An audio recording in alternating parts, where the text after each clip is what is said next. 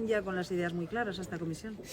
Por supuesto, nosotros las ideas claras es algo que tenemos siempre. Como sabéis, acabamos de constituir esta comisión de estudio sobre el supuesto convenio singular para la condonación de la deuda de todas las comunidades autónomas, pero que está motivado en una de las reclamaciones que Esquerra Republicana de Cataluña hizo al presidente del Gobierno para apoyar su investidura.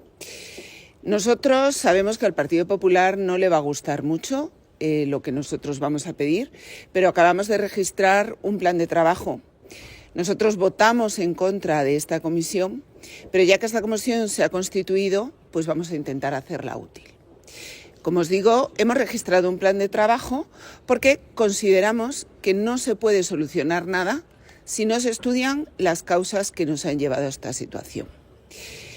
Desde que en el año 93 el gobierno de Felipe González comenzó a hacer cesiones tanto al gobierno catalán como al gobierno vasco, comenzando por esa primera cesión del IRPF, gobiernos autonómicos y gobiernos de la nación han ido en una escalada que ha promovido el regionalismo y ha alimentado todos los nacionalismos. Tanto el catalán como el nacionalismo vasco ha permitido una financiación de las comunidades autónomas que se ha metido en un endeudamiento progresivo y absolutamente descontrolado, en el que el gobierno de la nación ha tenido también un peso, porque no hay posibilidad de asumir deuda desde las autonomías si el gobierno de la nación no da su visto bueno. Por tanto, nosotros consideramos que lo primero que hay que hacer es preguntar a los responsables de los gobiernos de la nación y de los gobiernos autonómicos por qué nos han dejado llegar a esta situación de endeudamiento de las comunidades autónomas. El segundo es preguntar por qué el gobierno, en este caso del señor Mariano Rajoy, con Montoro como ministro de Presupuestos y Hacienda, ideó el FLA, que permitió que las comunidades autónomas, en concreto la Comunidad Valenciana, no quebrase, pero que no impuso ningún tipo de condicionamiento para que siguieran asumiendo deuda, en este caso bajo la titularidad del Estado, una deuda que ya está mutualizada, una deuda asumida por el Estado, para la que no se ha requerido ningún tipo de condicionalidad, permitiendo que comunidades autónomas como la Comunidad Valenciana, como Cataluña, siguieran invirtiendo en política lingüística, siguieran invirtiendo en televisiones públicas, siguieran invirtiendo en embajadas fuera de nuestro territorio sin que nadie les dijera absolutamente nada. De esos barros vienen estos lodos. Por tanto, creo que es ahí donde debemos empezar a preguntar por qué hemos dejado que España llegue a esta situación en la que las comunidades autónomas se han convertido en la amenaza real para la unidad nacional. Y a partir de ahí también tenemos que ver cómo ese sentimiento regionalista y nacionalista está surgiendo en otras comunidades autónomas y está tomando fuerza. No solo en Galicia y en las Islas Baleares, es que ahora también toma fuerza en Andalucía e incluso en la Comunidad de Madrid. Por tanto, nosotros hemos propuesto un plan de trabajo para que esta comisión de estudio sirva para reflexionar cómo el Estado de las autonomías nos está llevando a la ruina y a la ruptura de la unidad nacional. Esperamos que el Partido Popular considere este plan de trabajo que le proponemos y en los comparecientes que mañana registraremos para poder sacar adelante este plan de trabajo. ¿Entre esos comparecientes podrían avanzarnos el perfil o el nombre de alguno de ellos? Bueno, pues como os he dicho, es evidente que tanto Felipe González como el señor José María Aznar, que además se encuentran próximos, como ha dicho el señor Aznar, que se encuentra mucho más próximo de los planteamientos del señor González que de los planteamientos de Santiago Abascal, pues creo que es imprescindible que venga, porque tanto uno como otro son los responsables de las primeras cesiones. Todos recordamos aquella gran frase de Arzallus en la que decía que había conseguido mucho más con José María Aznar para el independentismo vasco en 13 minutos que lo que había conseguido con el señor González en 13 años. Yo creo que es el momento en el que vengan y se pongan de frente a nuestras preguntas para explicarnos por qué permitieron iniciar ese camino económico, legal, social, para fomentar y alimentar la ruptura de España. Por supuesto estará llamado el señor Zapatero, por supuesto estará llamado el señor Montoro, el ideólogo del FLA, Por supuesto, estarán llamados todos aquellos que han liderado, en este caso, el movimiento separatista vasco y que han participado en el 1 de octubre, que tantos fondos, que todavía está en los juzgados y el Tribunal de Cuentas, lo ha dicho, tantos fondos de los españoles ha consumido. Por supuesto que les llamaremos al señor Puigdemont también para que venga a explicarnos cuál es su visión sobre por qué quiere el dinero de los españoles para vender España. ¿Están haciendo una causa general contra el Estado de las autonomías? No es una causa... Bueno, vamos a ver. Nosotros somos contrarios al Estado de las autonomías y eso no lo vamos a negar nunca. Está en la base de nuestra política.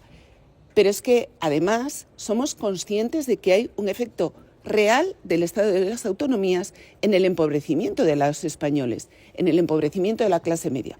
Tenemos autores que han cifrado en 85.000 millones de euros el coste de las autonomías en los últimos 10 años. Por tanto, esos 85.000 millones de euros, fíjese, coinciden con lo que se va a condonar de deuda a las comunidades autónomas. El propio Estado de las autonomías genera una deuda que luego tenemos que pagar entre todos sin darnos una mejor prestación de los servicios públicos, que es lo que venimos observando en los últimos años en la Comunidad de Madrid también. El presupuesto crece, pero no mejora la sanidad, no mejora la educación y solo mejoran las prestaciones sociales para los inmigrantes. Las comunidades autónomas, cuando tienen que adoptar una postura firme para oponerse a una política inmigratoria que nos está empobreciendo, para hacer frente a una tragedia como la DANA, se demuestran absolutamente incapaces. Estamos avanzando hacia un Estado fallido que además nos está endeudando. El problema que tenemos de deuda excede las comunidades autónomas, llega a nivel nacional, incluso a nivel europeo. Si no buscamos cuáles son las raíces profundas de ese endeudamiento y quiénes son los responsables, es muy difícil que alcancemos una solución. Para nosotros no es un problema de si los madrileños tienen más o menos retorno o tienen más o menos apoyo por parte del Estado para pagar esa deuda. Nuestro problema es que esa deuda al completo está en la espalda de los españoles y es hora de que todos los gobiernos implicados en su asunción vengan a dar explicaciones a los españoles. Quería preguntarle, porque venimos justo de otra comisión en la que se ha negado la presencia de un presidente del gobierno por el ejercicio de sus funciones.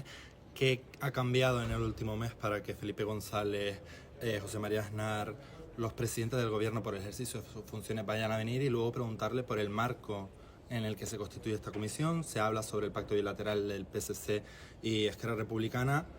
¿No escaparía, porque entiendo que usted está estableciendo una causalidad entre los años de gestión del Partido Popular y del PSOE y este resultado, pero no es el ámbito de la comisión?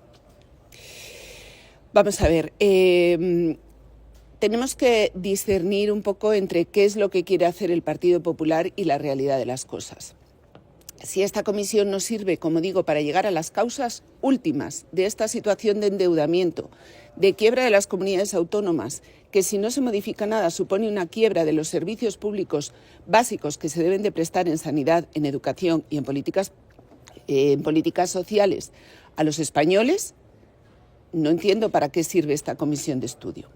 Por otro lado, decir en cuanto a que llamemos a los presidentes del gobierno, a los antiguos presidentes del gobierno, lo primero es que ya no lo son.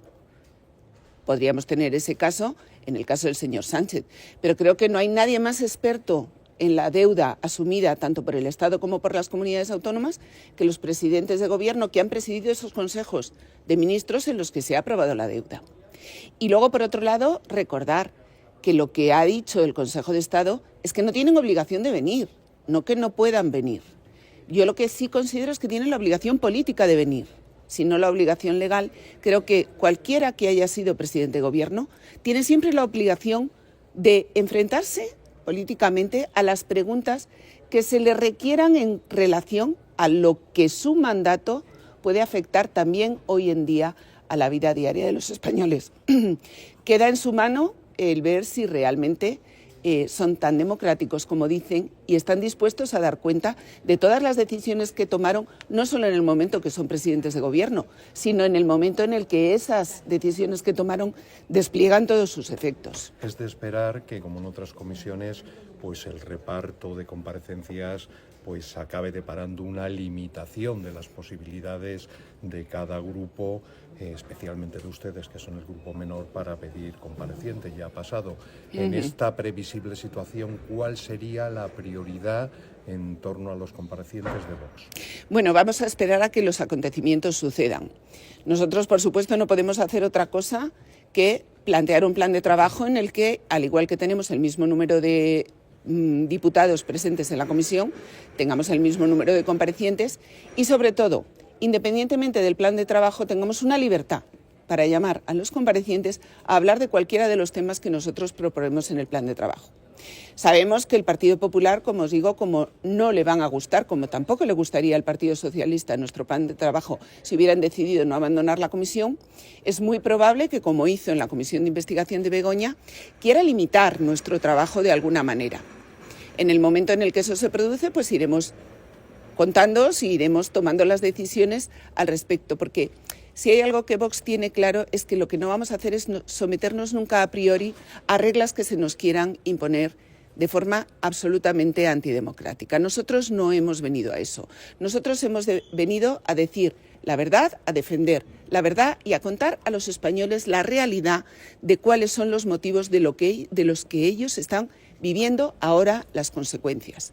Si esta comisión no nos permite contarlo, no nos permite hacer ese trabajo, pues seguiremos diciéndolo, seguiremos contándolo en aquellos ámbitos en los que sí que nos permitan. Pero lo que no vamos a hacer nunca es participar ni de juegos, ni de montajes, ni de trampantojos que nos impidan hacer el trabajo político que realmente necesitan los españoles. Yo le quiero hacer una última cuestión, una cuestión de actualidad. Hemos conocido los datos del paro, datos positivos a nivel nacional, no tan positivos a nivel regional en Madrid. No sé qué. Bueno, pues mira, yo con los datos del paro lo primero que tengo que decir es que nosotros somos perfectamente conscientes de que los datos del paro ocultan parados a través de las diferentes artimañas que la ministra Yolanda Díaz ha llevado.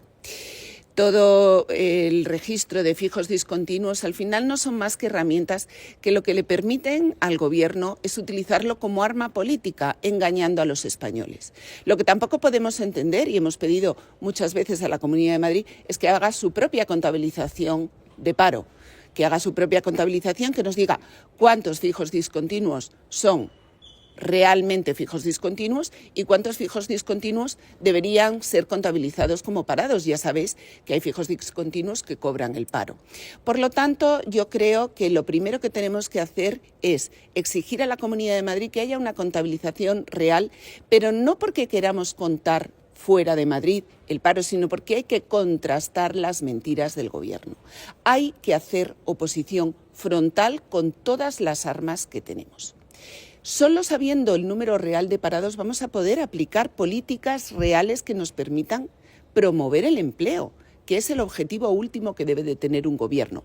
Pero si nosotros asumimos como ciertos los datos de Yolanda Díaz, cuando hemos todos protestado por que esa contabilización de fijos discontinuos distorsiona la cifra de paro, lo que luego no podemos hacer es que pedirle a la consejera que nos valore esos datos que nosotros sabemos que son incorrectos. Por lo tanto, nosotros sabemos que en España en general se pierde calidad de trabajo. Se pierden puestos de trabajo por la subida del salario mínimo interprofesional. Se van a perder puestos de trabajo porque se van a cerrar empresas si finalmente se impone esa jornada de 37 horas y media sin reducción de sueldo. Y ahí es donde tenemos que exigir y hacer políticas. Las empresas no pueden más. Se les coartan los beneficios. Se les impide hacer políticas porque el Pacto Verde no hace más que imponer trabas. Y aunque los datos que nos quiera mostrar el Gobierno quieran montar una ficción de bonanza, todos sabemos en nuestra economía doméstica que las cosas van de mal en peor. Por lo tanto, lo que nosotros vamos a exigir es lo de siempre, menos trabas burocráticas a las empresas, que nos separemos del Pacto Verde, que permitamos la libertad de empresa, que dejemos a los empresarios que sean los que luchen por la prosperidad de este país y a los trabajadores que tengan unas condiciones dignas.